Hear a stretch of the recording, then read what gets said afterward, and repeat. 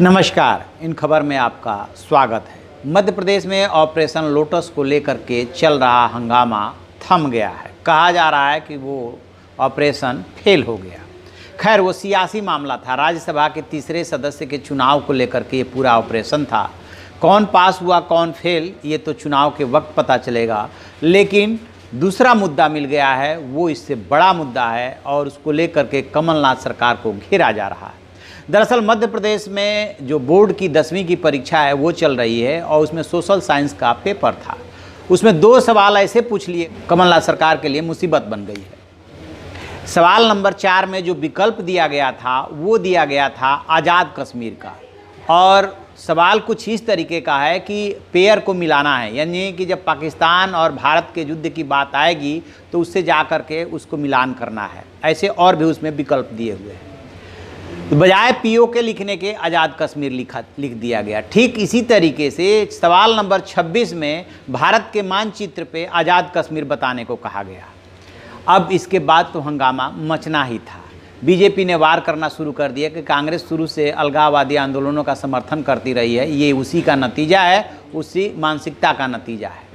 लेकिन सवाल ये उठता है कि इसको लेकर के जिन 2 टीचर्स के खिलाफ कार्रवाई की गई है, कार्रवाई भी तत्काल कर दी गई, क्या वो सवाल को समझ नहीं पाए? कई बार ऐसा होता है कि जब आज़ाद कश्मीर हम अपने विरोधियों यानी दुश्मनों के मुंह से सुनते हैं तो बहुत सारे लोग कंफ्यूज हो जाते हैं कि आज़ाद कश्मीर क्या है, आईओके क्या है और पीओके क्या है।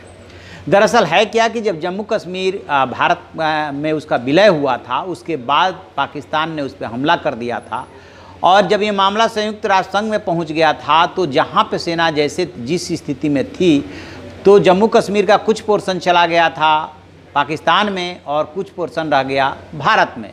भारत हमेशा से जो है इस बात का पक्षधर रहा है, इस बात का दावा करता रहा है कि जम्मू कश्मीर पूरा उसका है। तो जो पाकिस्तान के कब्जे में चला गया उसको पीओके बोलते हैं, और पाकिस्तान वाले जो हमारे कब्जे में है उसको आईओके बोलते हैं। अभी जब जम्मू कश्मीर से धारा 370 खत्म की गई थी तब वहाँ के प्रधानमंत्री इमरान खान ने कुछ ऐसा ही दावा किया था। अब इसी में क्या है कि आज़ाद कश्मीर भी बोलता है पाकिस्तान, जो भारत के कब्जे में है या भारत के पास है। कब्जे में क्या, भारत के जो पास है उसको लेकर के।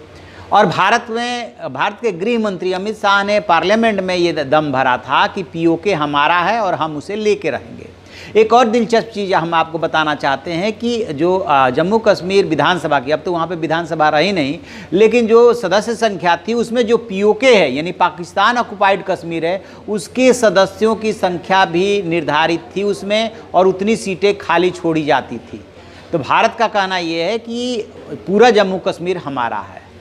इसी में जो है शिक्षक और मध्य प्रदेश बोर्ड जो है, अब गफलत तो नहीं कह सकते, आपको समझ में नहीं आया, एक ही क्वेश्चन एक ही शब्द जो है 2 जगह गलत हुआ, यानी कि क्वेश्चन नंबर 4 में और क्वेश्चन नंबर 26 में दोनों जगह आपने आज़ाद कश्मीर शब्द का उल्लेख किया, तो कहीं ना कहीं गलतफहमी जरूर रही। अब तो ये टीचर्स बताएंगे कि क्या उनसे ये गलती से हो गई, मतलब कि आप ठीक से उसको समझ नहीं पाए, ये बात थी, या जो है ये समझ ही नहीं पाए पीओके क्या है, या भारत का पूरा जम्मू कश्मीर है, भारत का क्या कंसेप्ट है।